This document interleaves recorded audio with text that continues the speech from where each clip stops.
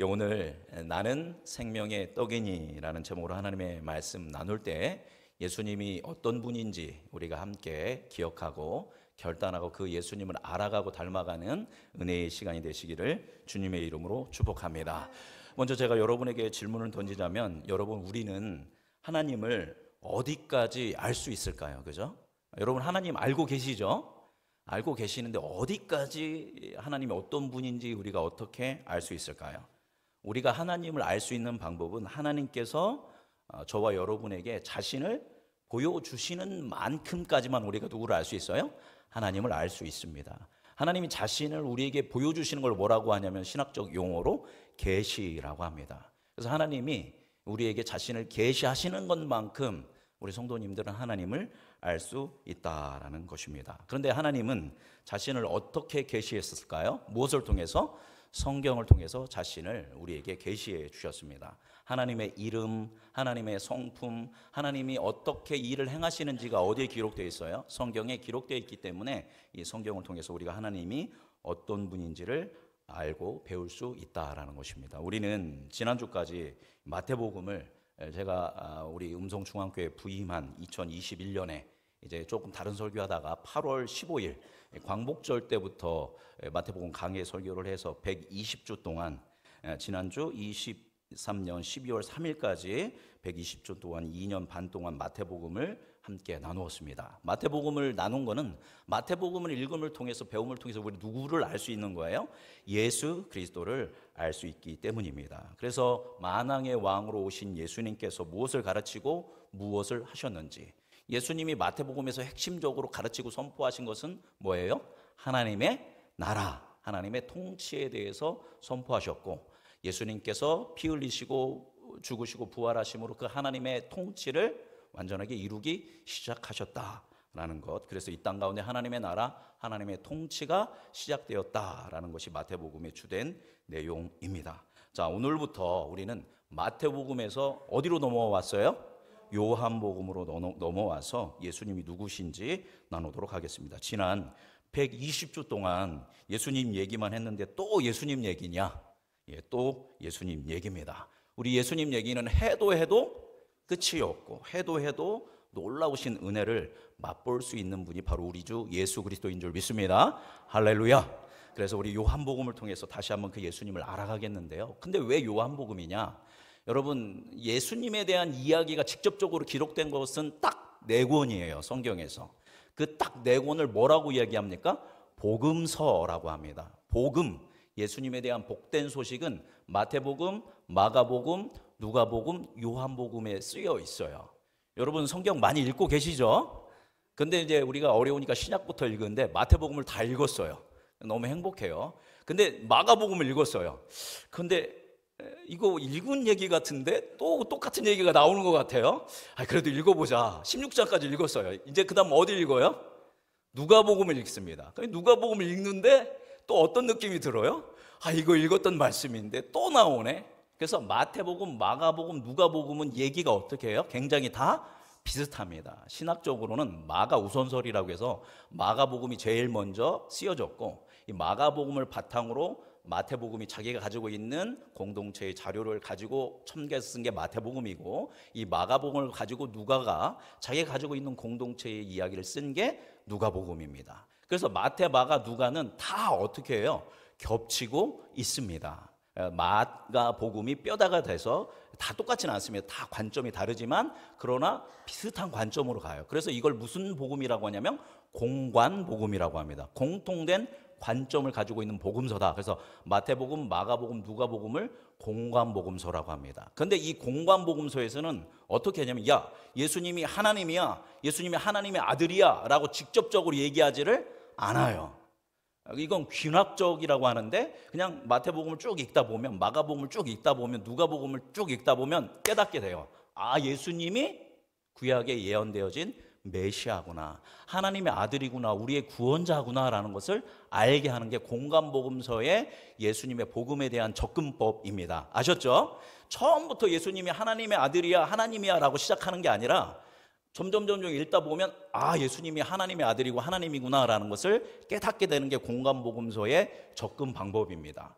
근데 요한복음은 달라요. 요한복음 아예 1장부터 시작부터 대놓고 예수님은 누구야? 하나님이야. 하나님의 아들이라고도 하지 않고 예수님은 하나님이야. 세상을 창조하신 분이야. 만유의 주이시야라고 하면서 예수님을 하나님으로서 선포하는 것이 요한복음입니다. 요한복음은 누가 쓴 거예요? 제자 요한이 90세에서 100세 사이에 이 60년 동안 예수님의 말씀을 묵상하고 또 묵상하고 또 묵상하고 그러면서 죽기 전에 쓴 복음서가 바로 뭐냐면 요한복음입니다. 그래서 마태, 마가, 누가복음은 60년에서 70년 사이에 기록되어졌는데 요한복음은 90년에서 100년 사이에, 그래서 30년 정도의 차이가 납니다. 그래서 요한복음은 마태, 마가, 누가복음이랑 굉장히 달라요. 거의 90%가 다른 책입니다. 그래서 이 요한복음을 제4복음서다라고 이야기합니다. 그래서 접근법 자체가 다르기 때문에 마태, 마가, 누가에 기록되어 있지 않는 많은 이야기들을 쓰게 됩니다. 그래서 여러분이 마태, 마가, 누가를 읽으면 비슷한 것 같은데 요한복음을 딱 읽으면 굉장히 새로운 예수님의 모습을 발견할 수 있는 게 요한복음입니다. 이제 신학적으로 제가 이제 이것을 정리해 드렸어요. 자, 그래서 이 요한복음에는 예수님이 어떤 분인지 딱 뭐 하고 시작해요? 선언하고 선포하고 결론을 내리고 그런 이유에 대해서 입증해 나아가는 방식이 요한복음이다라는 것입니다.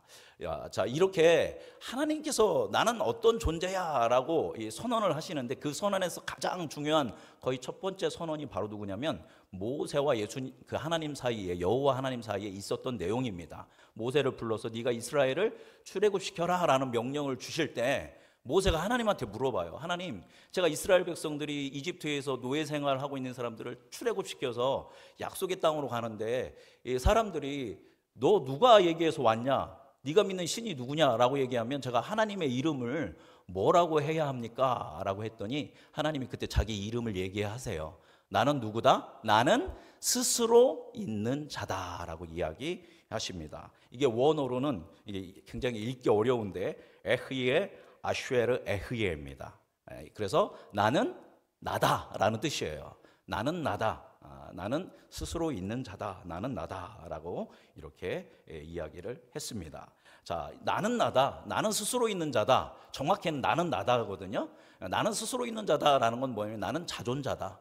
누군가를 의존해서 존재하는 존재가 아니라 나는 그냥 스스로 존재하는 존재이고 하나님 이외에는 다 누구에게 의존해야 돼요?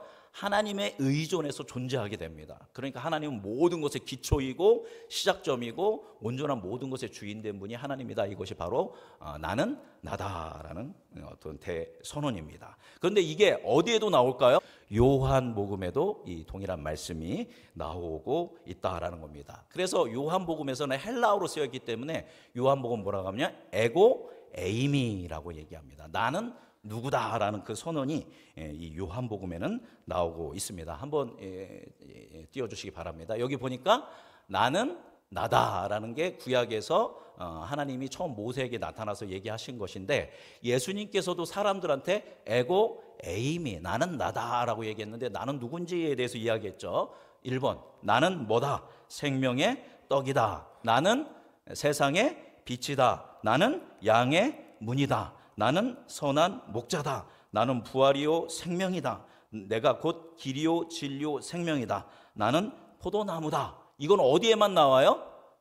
요한복음에만 나옵니다. 여러분 마태복음, 마가복음, 누가복음에서 이게 나오면 제가 여러분에게 100만 원을 드리겠습니다. 그만큼 자신 있게 말씀드리는 겁니다. 내가 이런 존재다라고 에고 에이미의 선언은 요한복음에 나오는 거예요. 사도 요한은 알았어요. 야, 예수님이 누구구나. 하나님이시구나. 그래서 예수님이 이 말씀을 했던 거구나라는 것을 정확하게 기억하고 그것을 기록해서 이렇게 선언하신 것입니다. 그래서 요한복음에서는 예수님이 하나님의 아들이다라는 이 7가지 선언을 하게 됩니다. 왜 7가지 선언인지 아시겠죠? 7자가 무슨 숫자예요? 완전 숫자고 하나님의 숫자이기 때문입니다. 요한복음은 그렇게 굉장히 신학적으로 해석이 돼 있어요. 그래서 어떤 학자가 요한복음에 대해서 이렇게 이야기했습니다. 요한복음은 어린아이들이 물놀이를 해도 될 만큼 안전한 그런 깊이의 책이다.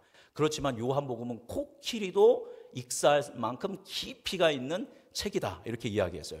굉장히 쉬운 책이지만 파고들면 파고들수록 은혜와 그 하나님의 진리가 가득 채워져 있는 게 요한복음입니다. 그래서 영성의 대가들은 이 요한복음을 읽고 또 읽고 이렇게 묵상을 하면서 하나님을 향해 나아갔습니다. 이렇게 요한복음에는 이 7가지를 선택해서 얘기했고, 그리고 기적도 딱 요한복음에는 몇 개만 나올까요? 딱 7가지만 나옵니다. 그래서 여러분이 기억할 게 요한복음에는 7가지의 기억과 그 기적과 표적이라고 합니다. 요한복음에서는. 그리고 또 7가지 자기 선언이 나오고, 또 성경에 진실로 이렇게 나올 때가 있죠. 이것도 어디에만 나오는 표현이에요?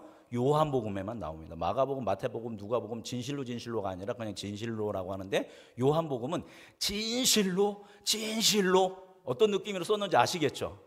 예, 진실로 이렇게 표현했고, 예수님이 이런 분이다라고 이야기를 하고 계십니다. 그래서 이 7가지 선언 중에서 첫 번째 선언, 예수님이 내가 생명의 떡이다라는 이 선언 중에 아주 중요한 사건이 하나가 있었는데, 바로 그게 무슨 사건이었냐면 오병이어의 사건이었습니다. 오병이어가 떡 5개와 물고기 2마리로 몇 명을 먹였어요?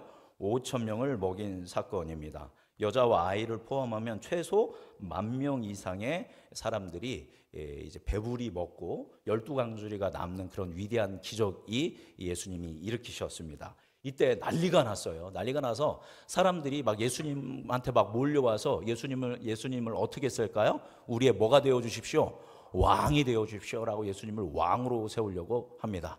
왜냐하면 먹고 뭐 하니까, 내가 지금 배부르니까 행복하니까 예수님 우리의 왕이 되어주세요 라고 이제 요청을 합니다. 근데 예수님이 그 왕으로 오신 것과 전혀 다른 개념이었기 때문에 예수님이 그래서 그것을 물리치시고 이제 제자들을 배에 태워서 갈릴리 저편으로 보내시고 예수님 혼자 산에 올라가 기도를 하십니다. 그렇게 제자들이 가다가 풍랑 만나서 막 죽을 위기에 있을 때 예수님 물 위를 건너 오셔서 그 제자들을 살리고 건너편으로 넘어갑니다. 그렇게 건너편으로 예수님을 왕으로 삼으려고 했던 사람들을 피해서 넘어왔는데, 이미 가보니 거기 누가 와 있어요? 그 군중들이 막 달려가지고 왔든지 배를 타고 왔든지 예수님을 찾아서 이미 그곳에 와 있는 겁니다. 다음 날. 그래서 그 사람들이 이제 예수님한테 왜 여기로 오셨습니까 하면서 이런저런 얘기를 예수님과 함께 나누게 됩니다. 그런데 오늘 우리가 읽은 그 본문이, 그 첫 마디가, 우리 함께 말씀 성경 찾아서 읽어보도록 하겠습니다. 자, 요한복음 6장 26절. 제가 사실 말씀을 계속 이렇게 띄웠는데 늘 고민이 있어요. 이렇게 말씀을 띄우면 우리는 편한데 뭐는 안 찾아요.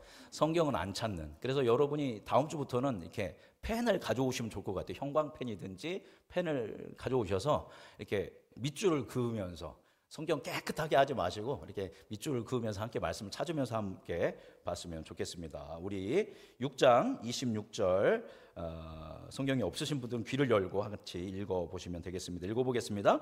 예수께서 대답하여 이르시되 내가 진실로 너희에게 이르노니 너희가 나를 찾는 것은 표적을 본 까닭이 아니요 떡을 먹고 배부른 까닭이로다. 아멘. 요한복음에서는 기적이라고 안 하고 뭐라고 해요? 표적이라고 합니다. 왜냐하면 이 기적이 예수님이 누구시다, 하나님이시다라는 것을 보여주는 표이기 때문에 이 표적이라고 기록하고 있습니다. 그런 하나님의 아들이고 하나님이라는 것을 너희들이 알고 지금 이렇게 나를 쫓아온 게 아니라 너희들이 뭐 때문이다? 먹고 배부르기 때문에 나를 쫓아왔다라고 이야기하고 있습니다. 여러분, 먹고 배부르다, 단순하게 아니라 이걸 좀 더 깊이 해석해 본다라면 무슨 의미입니까? 육체적인 필요와 욕구가 채워졌다라는 뜻입니다. 즉 예수님을 따라다니면 뭐가 채워져요? 나의 육체적 필요, 그리고 육체적 욕구를 누가 채워줘요? 예수님이 채워준다라는 거예요. 그래서 그 기대감이 있으니까 어디로 가든지 막 잽싸게 달려서 예수님을 이 사람들이 찾아가는 것입니다. 자, 그러면 그 육체적 필요와 욕구를 다시 한번 깊이 간다면 뭘까요? 우리가 이 세상을 살아가면서 필요한 모든 것들입니다. 기본적으로 우리 뭐가 필요하죠? 의, 식, 주, 그죠? 입을 것과 먹을 것과 살 집이 필요합니다. 자, 근데 이게 생기기 시작하면, 이게 잘 갖추어지면 그때 우리는 뭐를 추구하냐면 건강함을 추구합니다. 웰빙을 이제 추구하죠. 또 이게 다 채워지면 그 다음 또 뭐를 추구할까요? 성공을 추구합니다. 또 이 성공이 채워지면 사회적 지위를 추구하게 됩니다. 부귀 영화를 소망하면서 살아가는 것이 이 사람들의 육체적 필요와 욕구입니다. 나쁜 거 아닙니다. 분명히 우리가 이런 것들이 필요합니다. 그죠? 그런데 이들이 예수님을 그렇게 간절하게 쫓아왔던 것은 예수님을 따라가면 의식주, 그리고 건강, 성공, 사회적 지위를 나에게 예수님이 보장해 줄 거라는 소망이 있어서 이들이 예수님을 따랐다라는 것입니다. 여러분, 예수님 왜 믿으십니까? 우리도 그럴 수 있어요. 우리가 의식주, 그 다음에 나의 건강, 나의 성공, 사회적 지위를 주님께서, 그래서 나의 이 세상을 살아갈 때 행복을 주님께서 채워줄 거다라는 것 때문에 예수님을 믿는 분들도 있습니다. 이거 잘못된 거 아닙니다. 당연히 주님께서 채워주십니다. 그러나 이거는 첫 번째 목적이 아니에요. 아주 저 뒤에 있는 것입니다. 그래서 예수님이 이 사람들한테 그런 육체적 필요와 욕구를 채워주기를 기대하면서 예수님께 달려온 사람들한테 이야기하십니다. 우리 27절 말씀 같이 읽어보도록 하겠습니다. 27절 읽어볼까요? 시작. 썩을 양식을 위하여 일하지 말고 영생하도록 있는 양식을 위하여 하라. 이 양식은 인자가 너희에게 주리니 인자는 하나님 아버지께서 인치신 자니라. 뭐를 위해서 일하지 말아라? 썩어져 없어질 것을, 썩을 양식을 위해서 일하지 말아라. 지금 예수님은 우리의 육체적 필요와 욕구를 이제 무시하시는 게 아니라 그것은 결국 어떻게 되는 거예요? 사라지게 되는 것입니다. 그것에 목숨을 걸지 말아라는 것이죠. 그것이 아니라 무엇에 영생하도록 있는 양식을 위해서 살아야 한다라고 예수님께서 말씀을 하십니다. 그리고 그 영생하도록 하는 양식은 누가 주시는 거다? 예수님이 주시다. 하나님이 주시는 건데 바로 내가 이제 그것을 주는 그 하나님의 존재다라고 예수님이 말씀하십니다. 이런 뭐 여러 가지 이제 다 이제 자세히 하지 않고 조금씩 넘어가면 그랬더니 그러면 예수님 우리에게 뭐를 보여 주십시오? 표적을 좀 보여 주십시오. 표적 언제 보여주셨어요? 바로 전날 보여주셨어요. 오병이어의 표적을 보여주셨거든요.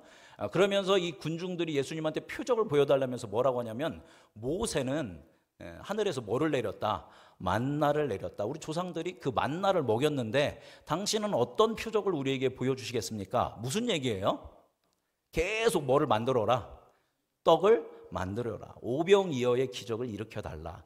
이것을 더 한번 해석한다면 우리의 육체적 욕구와 필요를 채워주십시오라는 것을, 기적적인 방법을 통해서 이것을 우리에게 채워달라고 다시 한번 이들이 요구하고 있는 것입니다. 예수님께서 그렇게 얘기하셨는데도 이렇게 이야기하죠. 그랬더니 예수님이 이야기하십니다. 우리 33절 말씀 같이 읽어보도록 하겠습니다. 33절 읽어볼까요?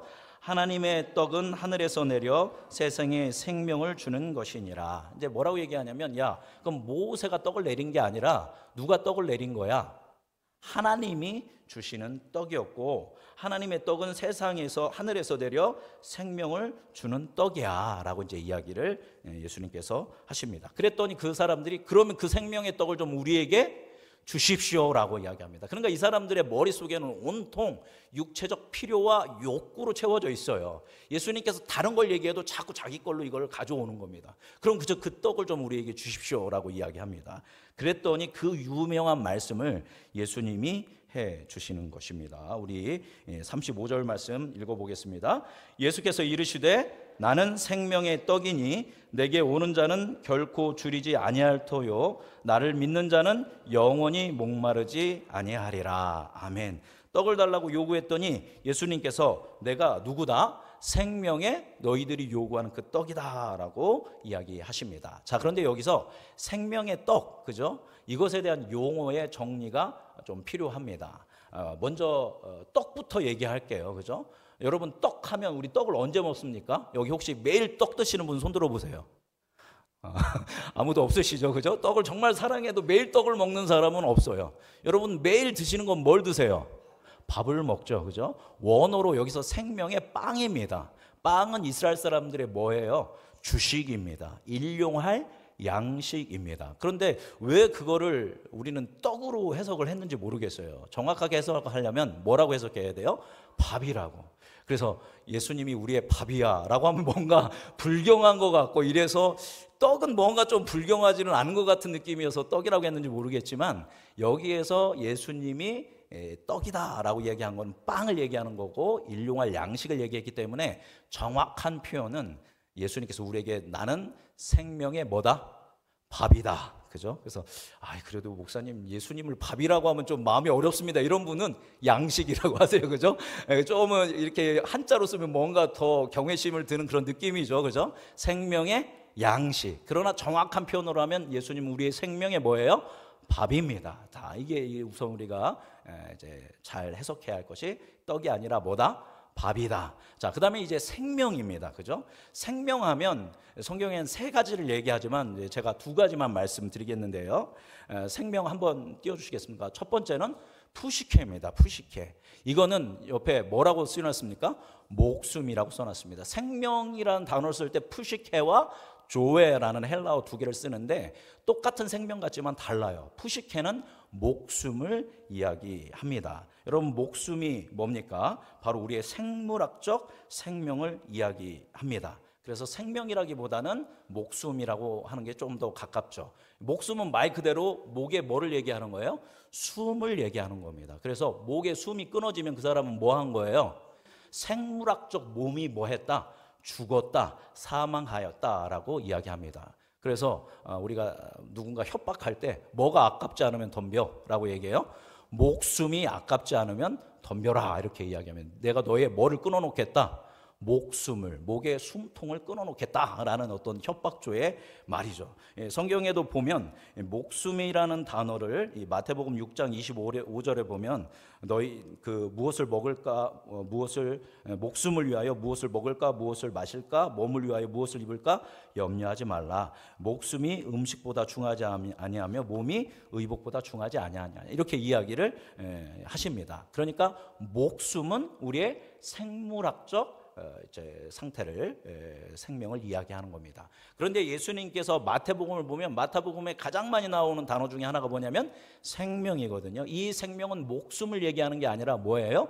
조회, 즉 생물학적 목숨을 뛰어넘는 하나님과의 관계 속에서 우리에게 주어지는 영원하고도 풍성한 삶을 이야기하는 겁니다. 그래서 우리의 삶에 기쁨이 있고 감사가 있고 소망이 있고 사명을 이루면서 영원한 생명을 누리는 생명, 이걸 뭐라고 한다? 생명이라고 이야기를 합니다. 그래서 여러분이 이제 일상을 살아가고 있는데 잘 들어보십시오. 여러분의 삶 가운데 기쁨이 있고 감사가 있고 소망이 있고 사명이 있다면, 그죠? 그거에 대한 그 감각이 있고 그것을 위해 여러분이 기쁨으로 감사하며 살아간다면 여러분의 삶에는 뭐가 있는 거예요? 생명이 있는 겁니다. 그런데 그게 없어요. 그럼 여러분 뭐만 있는 거예요? 목숨만 있는 겁니다. 그죠? 그러니까 내가 지금 목숨만 가지고 사는 인생인지 내가 생명을 가지고 사는 인생인지를 알아야겠죠. 근데 그 생명의 밥이 바로 누구다라고 선언하고 있어요? 예수님이다라고 이야기하고 계신 것입니다. 자, 그렇게 이제 예수님이 이야기하시면서 우리 51절 같이 읽어보겠습니다. 우리 51절 말씀 같이 읽어볼까요? 시작.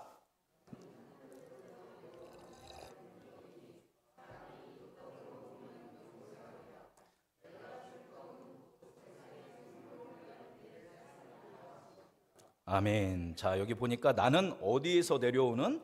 하늘에서 내려온 살아있는 떡이다. 50절도 보면 이는 하늘에서 내려온 떡이다 라고 이야기합니다. 즉 예수님이 바로 그러한 하늘에서 내려오는 너희에게 뭐를 주는? 생명을 주는, 여기서 생명이 뭔지 아시겠죠? 생명을 주는 나는 뭐다? 밥이다 라고 이렇게 이야기를 합니다. 그랬더니 유대인들이 내려와 난리가 났어요. 뭐라고 난리가 났냐면 우리 41절 같이 읽어보겠습니다. 41절 읽어볼까요? 자기가 하늘에서 내려오는 떡이라 하므로 유대인들이 예수에 대하여 수군거려. 예수님이 자기가 하늘에서 내려오는 떡이라고 하니까 막 사람들이 막 수군거리기 시작했어요. 뭐라고 수군거렸어요? 42절 읽어보겠습니다. 이르되 이는 요셉의 아들 예수가 아니냐, 그 부모를 우리가 아는데 자기가 지금 어찌하여 하늘에서 내려왔다 하느냐라고 이야기합니다. 예수님이 나는 하늘에서 내려온 생명의 떡이야 라고 했더니 야, 여기가 가버나움 회당에서 한 얘기거든요. 바로 옆 동네인. 네가 요셉의 아들 나사렛 예수인지 내가 아는데, 네가 어떻게 태어나고 네 어머니가 마리아인 거 아는데 네가 어디 왜 하늘에서 내려왔다라고 이야기하면서 이제 예수님한테 대놓고 하는 게 아니라 자기들끼리 야, 저 사람 나사렛 예수야 라고 수근수근거리기 시작했습니다. 또 뭐를 이야기하냐면 우리 52절 같이 읽어보겠습니다. 52절 읽어볼까요? 시작. 그러므로 유대인들이 서로 다투어 이르되 이 사람이 어찌 능히 자기 살을 우리에게 주어 먹게 하겠느냐. 이제 이 사람들이 생각하는, 야, 자기 살을 먹으면 우리에게 생명이 주고 영생이 주어진다고 하는데 자기 살을 어떻게 준단 말이야? 뭐 이렇게 잘라서 토막토막 내서 준단 말이야? 하면서 여기에서 여러 가지 논란들이 일어나기 시작합니다. 사실 이것 때문에 예수님을 추종하던 많은 사람들이 다 어떻게 되냐면 이 사건 때문에 다 떠나게 되는 사건이 이 사건이거든요. 자, 여러분, 그럼에도 불구하고 예수님은 이 부분을 정확하게 이야기하고 계신데, 이 말씀대로 우리가 생명을 누리기 위해서는 반드시 예수님의 살을 먹고 예수님의 피를 마셔야 합니다. 예수님의 살을 먹고 예수님의 피를 마시는 우리 음성중학교 모든 성도님들 되시기를 바랍니다. 그랬더니 여기에서 야, 어떻게 예수님의 살을 먹고 예수님의 피를 마셔? 이렇게 하면 곤란합니다. 그죠? 이건 뭐냐면 예수님은 시인 같은 분이거든요. 은유적으로 표현한 말씀입니다. 그래서 은유를 예를 들자면 제가 이제 예전에 제가 지금 같이 살고 있는 사람이, 그죠? 우리 사모가 처음에는 뭐였냐면 저랑 친구였습니다. 친구였다가 연인이 됐고, 연인이었다 뭐가 됐냐면 아내가 됐습니다. 그런데 제가 늘 일기를 썼었거든요. 주로 사랑에 대해서 일기를 썼었는데, 그때 일기에 보면 친구에서 사랑하는 존재로 저만 이렇게 사랑 아리를 하면서 제 그 사람에 대해서 뭐라고 썼냐면 내 인생에 뭐라고 썼을까요? 나침반이라고 썼습니다. 나침반. 자, 사모가 나침반은 아니잖아요, 그죠? 제가 제 인생의 나침반이라고 그 막 뜨거운 사랑을 했던 시절에 그렇게 썼던 이유는 뭘까요? 은유적으로 뭔가 굉장히 그 당시에 지혜로운 조언을 잘 해주었어요. 청년들도 우리 그 사모한테 와가지고 같은 청년인데도 상담하면 그거에 대해 얘기해주고 굉장히 지혜로웠고, 저에게도 좋은 조언들을 많이 해줘서 야, 나침반과 같다라는 의미였고, 내 인생을 계속 함께 살아가는 동반자, 그래서 같은 방향을 가지고 함께 살아가는 동반자가 됐으면 좋겠다라는 소망으로 내 인생의 나침반이라고 썼습니다. 그래서 제가 그 당시에 제 집사람을 내 인생의 나침반이라고 했다면 여러분이 그게 어떤 의미인지 다 어느 정도 이해가 가시죠? 바로 그것과 같습니다. 왜 예수님께서 자신을 생명의 밥이다라는 은유적으로 표현을 했을까요? 자, 예전에도 제가 드렸던 말씀이지만 여러분, 한국 사람들은 무슨 힘으로 살죠? 밥심으로 삽니다. 예수님은 이거에 대해서 이야기할 때 밥으로, 생명의 밥으로 이야기한 그 여러 가지 이유 중에 한 가지 본다면 우리는 반드시 뭐 해야 살할 수 있어요? 밥을 먹어야 살 수 있습니다. 여기 3일만 굶으면 벌써 여러분들 굉장히 안색이 막 초췌해지고 한 10일 굶으면 죽을 것 같은 그런 힘이 없는 그런 상태에 놓일 거예요. 그죠? 사람은 반드시 뭐 해야 살아요? 먹어야 산다라는 것입니다. 밥을 먹을 때 이로 씹고 혀로 맛보고 목구멍으로 넘기면 이게 소화기관을 통해서 소화되고 영양소를 온 몸에 공급해서 에너지가 돼서 우리가 힘을 가지고 우리의 뭐를 유지할 수 있어요? 목숨을 유지할 수 있습니다. 제가 이렇게 힘차게 설교한다라는 것은 오늘 아침에 뭐를 먹었어요? 밥을 먹었기 때문에 이렇게 힘차게 또 설교할 수 있습니다. 목숨의 영역이죠. 자, 또 밥은 이제 말하자면 밥 먹는 게 굉장히 귀찮죠, 그죠? 특별히 우리 어머니들은, 우리 아내들은 도대체 오늘 뭐를 해야 하나 너무너무 귀찮으실 거예요, 그죠? 귀찮지만 밥은 한 번 먹고, 그래 너무 귀찮아서 여보 우리 일주일치 다 한 번에 먹어버리고 일주일 동안 굶읍시다. 이거 돼요, 안 돼요? 안 됩니다. 우리는 몇 끼를 먹어야 돼요? 삼시세끼를 꼬박꼬박 챙겨 먹어야 합니다. 지속적으로, 실제적으로 우리의 목구멍으로 먹고 넘어가서 에너지가 되어야 한다라는 것입니다. 그리고 밥은 누구나 뭐 할 수 있어요? 먹고 싶으면, 밥이 차려져 있으면 그거 먹을 수 있습니다. 건강하다면 누구나 쉽게 밥을 다 먹을 수 있다라는 것입니다. 우리가 목숨을 유지하기 위해서 이렇게 밥을 먹고 지속적으로 먹고 누구든지 차려주면 맛있게 먹을 수 있는 것처럼 예수님은 우리의 뭐의 양식이 된다? 생명의 양식, 생명의 밥이 된다라는 것입니다. 여러분의 생명이 힘이 있으려면, 여러분의 생명이 살려면 반드시 뭐를 먹어야 돼요? 밥은 밥인데 무슨 밥을? 생명의 밥인 누구를 먹어야 돼요? 예수님을 먹어야 돼요.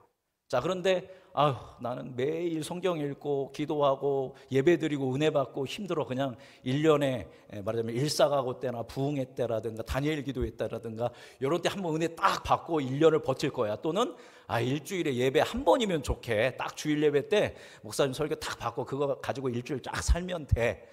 이렇게 될 수 있는 게 아니에요. 여러분의 생명이 건강하려면 어떻게 먹어야 돼요? 몇 끼를 먹어야 돼요? 삼시세끼를 예수님을 먹고 마셔야 한다라는 겁니다. 그리고 예수님을 먹고 마시는 건 쉽다 어렵다? 쉬워요. 그냥 성경 가지고 가서 뭐 하면 됩니까? 읽고 예수님 부르짖고 기도하면 돼요. 누구나 다 하실 수 있는 겁니다.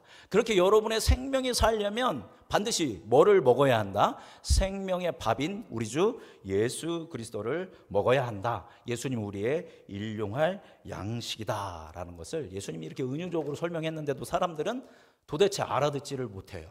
왜냐하면 이 사람들은 조의 생명의 영역에서 이 예수님의 말씀을 받고 있는 게 아니라 푸시케 뭐의 영역에서? 목숨의 영역에서만 예수님의 말씀을 받으니까 도통 예수님의 말씀이 무슨 뜻인지 모르고 혼란스러워합니다.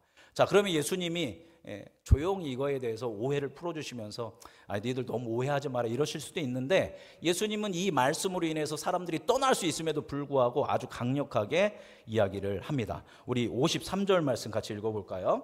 자, 우리 53절 같이 읽어보도록 하겠습니다. 요한복음 6장 53절 읽어보겠습니다. 시작. 예수께서 이르시되 인자의 살을 먹지 아니하고 인자의 피를 마시지 아니하면 너희 속에 생명이 없느니라. 인자 누구예요? 예수님의 살을 먹고 예수님의 피를 마셔야 한다. 다시 한번 꼭 집어서 이야기합니다. 54절 읽어보겠습니다. 읽어볼까요?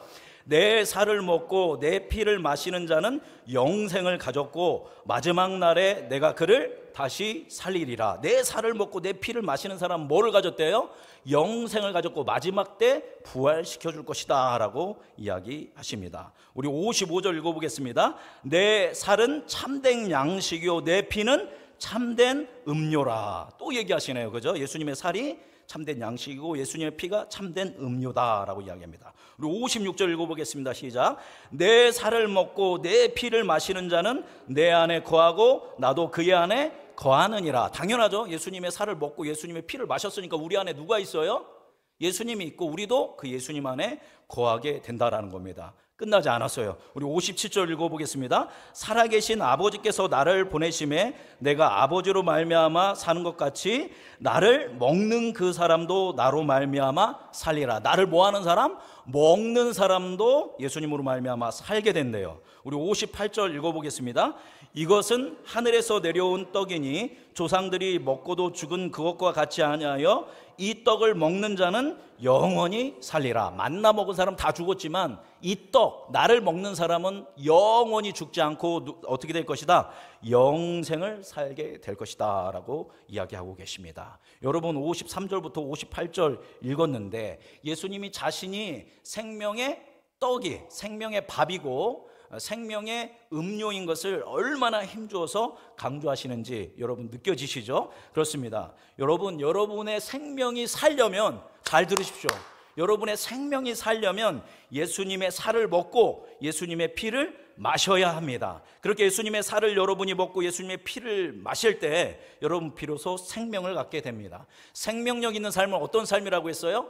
감사의 삶. 상황과 환경과 여건에 의해서 움직이는 게 아니라 모든 상황 가운데서 감사할 수 있고 기쁨을 누릴 수 있고 그리고 만족을 누리면서 소망을 가지고 이제 사명을 이루면서 풍성한 삶을 살고 예수님 안에서 거하면서 영생을 누릴 수 있는 줄 믿습니다. 할렐루야. 이것이 하나님의 놀라운 은혜이다라는 겁니다. 얼마나 놀라운 은혜입니까? 만유의 대주제이시고 창조주이시고 하나님이신 그 위대한 예수님이 우리의 뭐가 되기로 결정하신 거예요?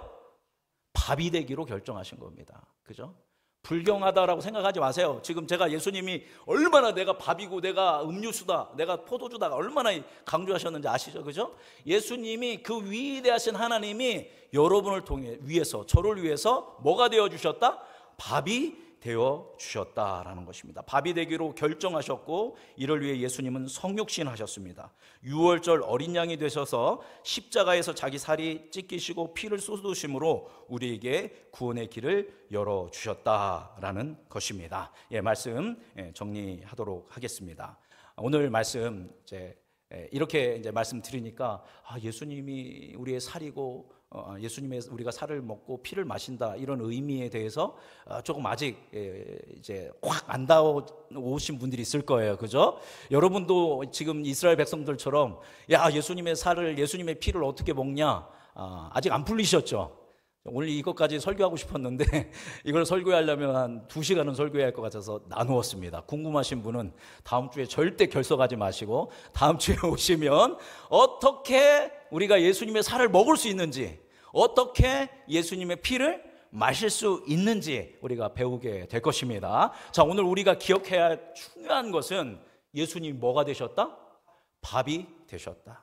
이것이 놀라운 은혜이며 우리를 향한 하나님의 궁극적인 사랑의 말씀인 줄 믿습니다. 여러분, 우리는 목숨을 위해서 사는 인생이 아니라 뭐를 위해서 사는 인생이 되어야 한다? 조회, 생명, 영원한 생명을 위해서 살아야 합니다. 영원한 생명은 죽어서 천당 가는 게 아니라 어디부터 시작해요? 지금부터 죽을 때까지. 죽어서 하나님 나라에 가고 하나님의 나라가 이 땅 가운데 임하여서 우리가 부활해서 이 땅에 완전한 하나님의 나라가 이룰 때까지 우리는 영생을 살게 되는데 그 생명의 삶은 기쁨의 삶, 감사의 삶, 그리고 소망의 삶, 사명의 삶, 풍성한 삶이라는 겁니다. 그것은 죽어서 가는 게 아니라 어디서부터 시작돼요? 우리가 예수 그리스도를 믿는 순간부터 천국, 하나님의 나라, 영생은 시작되는 줄 믿습니다. 근데 왜 나는 그렇게 못 살아? 여러분이 뭐를 안 먹었어요? 밥을 안 먹은 거예요. 그죠? 밥은 어떻게 먹어야 돼요? 날마다 맛있게, 지속적으로, 실제적으로 먹어야 하는데 그 밥은 누구라고요? 예수님입니다. 여러분 생명력 있는 삶을 살기 원한다면, 생명의 삶을 살기 원한다면 여러분 안에 누구를 채워야 한다고요? 예수님을 채우는 여러분이 되기를 바랍니다. 예수님이 밥이 되셔서 그렇게 하기로 결정했기 때문에 우리는 밥을 먹듯이 그렇게 지속적으로 쉽게 예수님을 먹을 수 있습니다. 어떻게 먹느냐? 다음 주에 우리 함께 나누도록 하겠습니다. 이 은혜의 말씀 기억하며 주님, 내 안에 주님으로 채워주셔서 제가 생명 있는 삶을 살고 생명 있는 삶을 추구하며 저 죽어가는 목숨의 인생들에게 생명을 증거하는 삶을 사는 주의 제자 되도록 인도하여 주옵소서. 그렇게 결단하고 기도하면서 한 주의 삶을 사는 우리 모두 되시기를 주님의 이름으로 축복합니다. 기도하겠습니다. 살아계신 주님,